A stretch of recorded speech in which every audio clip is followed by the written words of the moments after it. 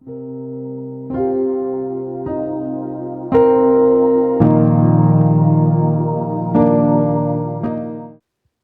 Iglesia, lo que caracterizaba a un hombre como Martín Lutero era la profunda conciencia que él tenía de su propio pecado. Él era capaz de pasar hasta 4 horas diarias confesando sus pecados delante del sacerdote. Él llegó a exasperar a su sacerdote, quien le decía: Lutero, si vienes a confesarte, por lo menos haz un pecado que sea digno de confesión, porque él solía confesar hasta las cosas más pequeñas que pasaban por su mente. Pero la pregunta que Lutero se hacía, la pregunta que ardía en su corazón era: ¿dónde puedo hallar a un Dios de misericordia? Esa es la pregunta que hizo explotar la Reforma protestante. Lutero se preguntaba: ¿dónde puedo hallar a un Dios de misericordia? Y a partir de esta idea muy luterana, a mí me gustaría, antes de dar lugar a la Cena del Señor, al sacramento, en esta breve reflexión bíblica, responder a la siguiente pregunta, muy afín a Lutero. La pregunta es: ¿es posible estar completamente seguros del amor de Dios para con nuestras vidas? O otra manera de hacerla es: ¿podemos descansar de un modo completo y definitivo en la misericordia de Dios? Amada Iglesia, yo considero de todo corazón que esta es la pregunta más importante para la vida del piadoso, del hombre piadoso. Y es la pregunta más importante por lo menos por 2 razones. La primera de ellas porque si el hombre piadoso puede responder positivamente a esta pregunta, él tiene todo lo que anhela su alma. Todo, nada más necesita en la tierra. Puede pasar todas las vicisitudes que tenga que enfrentar, las tormentas que desciendan. Si el hombre de piedad puede saberse amado por Dios y bajo su misericordia, él será un hombre feliz hasta el último día de su vida. Pero en segundo lugar, esta es una pregunta importante para el piadoso, porque el piadoso, así como Lutero, es un hombre que tiene una conciencia muy aguda de su propio pecado. En efecto, gran parte de su piedad consiste en saberse un gran pecador, en ser muy consciente de la realidad de su propia corrupción. De ahí que ese hombre piadoso, ese hombre que ya no vive bajo el autoengaño de la justicia propia que le hace estar seguro cuando no lo está, ese hombre que se sabe desesperado en sí mismo, busca afanoso, busca con gran ansiedad un lugar en el cual estar seguro, un lugar en el cual hallar a un Dios de misericordia. Por eso Lutero, hombre piadoso, se preguntaba: ¿dónde hallar a un Dios de misericordia? Bueno, hermanos, hay un lugar en el cual el hombre pecador puede encontrar a un Dios misericordioso. Hay un solo lugar en el cual eso puede ocurrir, y ese lugar, y ese hombre, y ese Dios hombre se llama Jesucristo. Jesús y su cruz. Solamente en Él encontramos a un Dios de misericordia, a un Dios amplio en perdonar, a un Dios en el cual podemos estar seguros. Y yo quiero, a partir de la lectura de Mateo, quiero ir solamente rápido a 3 lugares de las lecturas que hemos hecho donde vamos a encontrar a ese Dios de misericordia, ese Dios en el cual podemos estar absolutamente seguros en su amor y en su gracia. El primer lugar es el huerto de Getsemaní. El huerto de Getsemaní, cuando Jesús se adentra a la noche más oscura de su propia alma, Él llama para sí a sus más allegados, a Pedro, a Jacobo y a Juan, porque Jesús quería orar con ellos. Su alma estaba en una profunda agonía y necesitaba orar con sus amigos. Pero el texto claramente nos dice que en el momento de mayor agonía y oscuridad para Cristo, sus 3 más allegados se duermen. Se duermen porque estaban agotados. Lucas nos dice que estaban tristes. El asunto es que ninguno de ellos logra acompañar a Jesús en aquella que sería la travesía más solitaria en la faz de la tierra. Jesús avanzaría solo hasta el Gólgota. Pero Jesús solo se acerca al Padre, quien todavía está con sus ojos puestos en Él. Y Jesús ora delante del Padre, una oración que repite 3 veces, y la oración es: Padre mío, capítulo 26, versículo 39, Padre mío, si es posible, pase de mí esta copa, pero no sea como yo quiero, sino como tú. Así ora Jesús 3 veces antes de que la turba llegue y le aprese para llevarlo delante del sumo sacerdote y luego Pilato y a la muerte. Hermanos, en la antigüedad los teólogos discutían ampliamente si había algún otro modo en el cual el Padre nos podría perdonar aparte de la obra de Cristo. Y habría gran discusión al respecto. Algunos consideraban sí, Dios podría de otras formas llegar a perdonarnos. Otros decían no, bajo ningún concepto. El único modo de hacerlo era mediante el sacrificio de Jesús. Bueno, yo creo que esta oración de Jesús en el Getsemaní pretende responder a esa cuestión. ¿Había alguna otra forma por la cual el Padre podría perdonarnos? Hermano, Jesús ora de este modo. Jesús ora y ahora parafraseando la oración de Jesús, es como si Él estuviese orando y diciéndole al Padre, Padre, si hay alguna otra manera en la cual tú puedas redimir a tu pueblo, en la cual tú puedas avanzar tus propósitos, hacer tu voluntad, salvar a tus escogidos, sin que yo tenga que abrazar la agonía de la cruz, por favor, Padre, hazlo. Hazlo. Porque se me antoja insoportable, agónicamente insoportable. Jesús estaba ansioso hasta la muerte. Gotas como de sangre, de profundo estrés, caían de su frente. Él estaba sufriendo el peso del alma indecible. Porque él sabía, él tenía delante de sí cada uno de los sufrimientos que iba a enfrentar en las horas que tenía por delante. No solamente los sufrimientos físicos, pero el sufrimiento mayor que era la ira de Dios que caería sobre él. Por eso él le pide al Padre, si hay otra manera, Padre, hazlo. Pero no sea como yo, sino como tú, haz tu voluntad. Y desde luego el Padre llevó al Hijo a la muerte, indicando claramente que no había otra manera de salvarnos. Hermanos, la única manera de salvarnos será entregando al bien amado, al amado del Padre, al amado del Padre desde la eternidad. Y la seguridad del creyente descansa en que el Padre entregó al bien amado por nosotros. Había otra alternativa. La otra alternativa era no salvar. Dios podría perfectamente no salvar, manteniendo su justicia y su gloria intacta y siendo digno de gloria para siempre, sin deberle nada a nadie. Pero la categoría del amor paternal de Dios para con sus escogidos se hace evidente en que Él no escatimó ni a su propio Hijo, sino que lo entregó por causa de mí. Hermanos, me gusta pensar que Dios salvó a un pueblo, pero también que Dios me salvó a mí. Y que cuando Él oraba al Padre en el Getsemaní, el nombre de Pedro, y no del Pedro apóstol, pero del Pedro más pequeño que está aquí, también estaba delante de Él. Y Él me estaba mirando a mí. Él me estaba mirando a mí, te estaba mirando a ti, estaba mirándote a ti con tu nombre, con tu vida delante de Él, con todo lo que tú eres y diciendo, Padre, si hay otra forma, hazlo. Y el Padre dice, no, Él dice, bien, hágase tu voluntad, Señor. Y entonces el Padre muestra su amor por ti, en que Él entrega al bien amado para morir por ti, para tu salvación. Así que si dudas de la misericordia del Padre, del amor del Padre, mira lo que Él entregó, mira la valía de aquel a quien Él entregó, mira la belleza de Cristo. Mira la belleza de su sangre derramada y estarás completamente seguro en su amor. Ese es el primer lugar. Mira a Cristo, mira su belleza y su gloria. Segundo lugar que quiero que veamos para estar seguros del amor del Padre es el lugar de las tinieblas. El lugar de las tinieblas. Mateo 27, 45 se nos dice que desde la hora sexta hubo tinieblas sobre toda la tierra hasta la hora novena. Amada iglesia, estamos en el desierto de Palestina. La hora sexta son las 12 del mediodía. De modo que desde las 12 del mediodía hasta las 3 de la tarde hubo completa oscuridad en toda la tierra.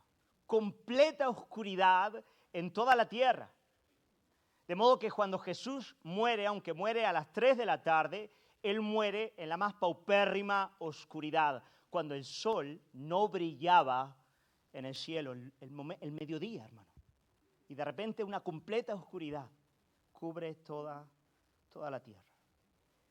¿Qué podía significar aquello? ¿Qué podía significar aquello? Bueno, muchos han notado que cuando los sacerdotes en el Antiguo Testamento bendecían al pueblo de Israel, lo hacían con las siguientes palabras. Y ahora leo Números capítulo 6, versículos 24 a 25. Dice: Jehová te bendiga y te guarde. Jehová haga resplandecer su rostro sobre ti y tenga de ti misericordia. Hermanos, este resplandor del rostro de Yahweh era la manifestación de la plena bendición suya sobre su pueblo. El pueblo de Israel se sabía bendecido cuando la luz del rostro divino brillaba sobre ellos. Era una representación de la presencia de Dios, del beneplácito, de la bondad de Dios, de la misericordia de Dios, habitando en medio a su pueblo. Estamos leyendo ahora Génesis y es muy interesante notar que en la narrativa de la creación, la luz irrumpe en el primer día. Pero hasta el cuarto día las esferas luminosas, el sol y las estrellas, no son puestas en el cielo. De modo que la luz de los primeros 3 días es la luz de la presencia de Yahweh en medio a la humanidad. Y era esa luz la que acompañaba al pueblo de Dios en el desierto y la que representaba la bendición del pueblo de Dios en medio de su pueblo. De modo que cuando el sol se oculta y las tinieblas cubren toda la tierra, la antítesis también es representada. ¿Qué es lo que esa tiniebla representa? Sino la maldición, sino la ira de Dios, sino al Dios que cubre su rostro para no ver al Hijo, que le da la espalda, que en aquel lugar le trata como a un maldito. En efecto, en aquel momento, justo a seguir, justo en el versículo 46, cuando la tiniebla cubre la tierra, Jesús clama: Elí, Elí, lama sabactani. Esto es: Dios mío, ¿por qué me has desamparado? Por lo tanto, Jesús sabía que esas tinieblas representaban el desamparo del Padre, o en otras palabras, la realidad del infierno. En aquel momento Jesús experimentó el infierno sobre sus hombros, el peso del infierno sobre sus hombros. De modo que, como dice el apóstol Pablo, aquel que no conoció pecado fue hecho por nosotros pecado. El Padre lo hizo pecado en lugar nuestro. Hermanos, y de una manera muy asombrosa, esta es la segunda razón de nuestra seguridad. Que aquellas tinieblas cayeron sobre el Hijo amado, el perfecto, para que nunca, jamás, ni en esta vida, ni en la venidera, caigan sobre nosotros. Hermanos, nosotros podemos pasar todo tipo de sufrimientos y aflicciones en el presente, ciertamente, todo tipo, pero estas tinieblas no pasan nunca sobre la vida del santo. Jamás en el sufrimiento del santo aparecen esta categoría de sufrimiento que Jesús experimentó. Esta la experimentó Él a favor de su pueblo para que ya no caiga sobre nosotros. Por lo tanto, la segunda razón de nuestra seguridad son las tinieblas que cayeron sobre el Hijo, para que ahora la luz del rostro del Padre sea todos los días y para siempre sobre su pueblo. Amén. Ciertamente el bien y la misericordia me seguirán todos los días de mi vida, y en la casa de Jehová moraré por largos días. Esa era la seguridad de David en el Salmo 23, después del Salmo 22. Hermanos, el último lugar en el cual quiero que podamos anclar nuestra confianza es en el versículo 51 del capítulo 27, cuando se nos dice que el velo del templo se rasgó en 2, de arriba abajo. El velo del templo se rasgó en 2, de arriba abajo. Bien interesante, narrativa bien conocida. Este es el velo que separaba el lugar santo del lugar santísimo. El lugar santísimo en el que residía la presencia de Dios, manifiesta de manera muy particular en el arca del pacto. Aquel lugar representaba la presencia de Dios y la bendición de Dios sobre su pueblo. Ahora, hermanos, ese lugar santísimo en el Antiguo Testamento era un lugar sagrado en el cual solamente podía entrar una vez al año el sumo sacerdote en el día de la expiación, y no podía entrar sin antes pasar por un arduo ritual de purificación para estar preparado y entrar a aquel lugar con la sangre del cordero, derramarla sobre la tapa del arca del pacto, que era el propiciatorio, y de ese modo alcanzar el favor divino para él y para toda la nación, una vez al año. Y si alguien se atrevía a tener acceso a ese lugar o acercarse al arca del pacto de manera irreverente, de manera indecorosa, hermanos, caía muerto.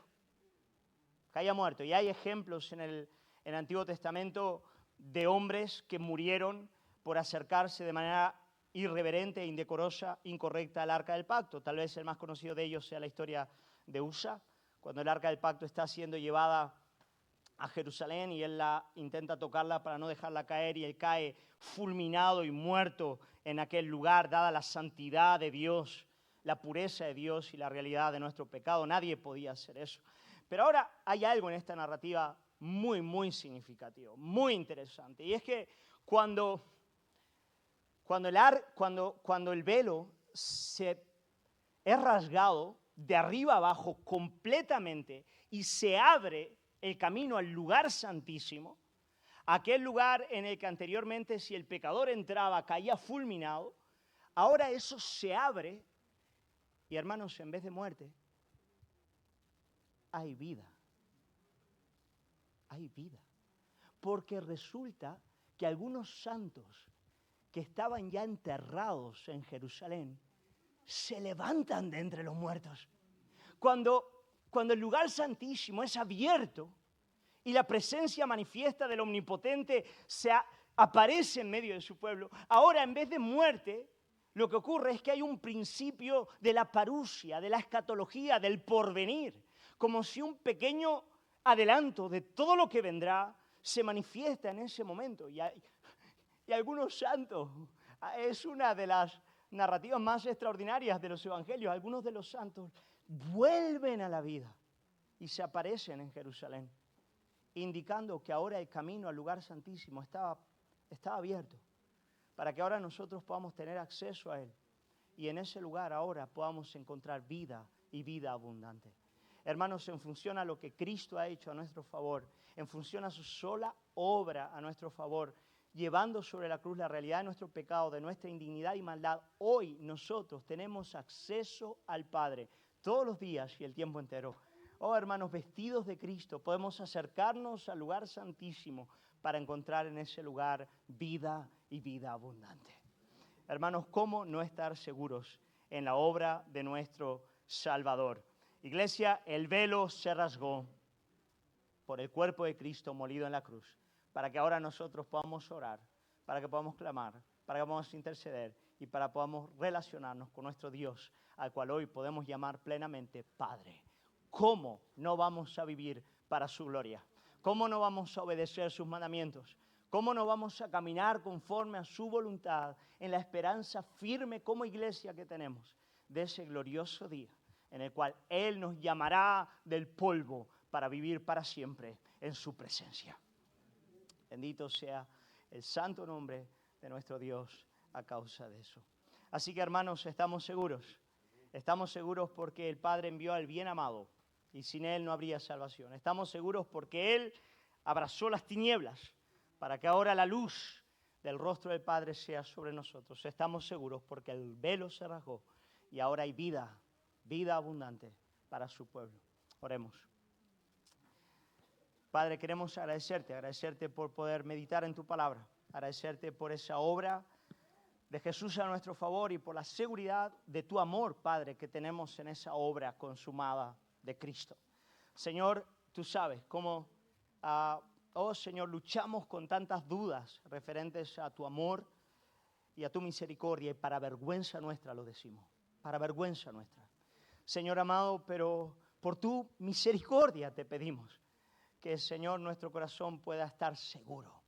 Yo quiero rogarte, Padre, una llenura de tu Espíritu Santo para que podamos estar completamente afianzados en ese ancla inamovible, sentada a tu diestra, que es Cristo. Y cuando la inseguridad y las mentiras del diablo y la realidad potente de nuestro pecado milite en nuestros corazones, podamos mirar a Cristo y estar completamente seguros en tu amor. Oramos en el nombre de Jesús. Amén.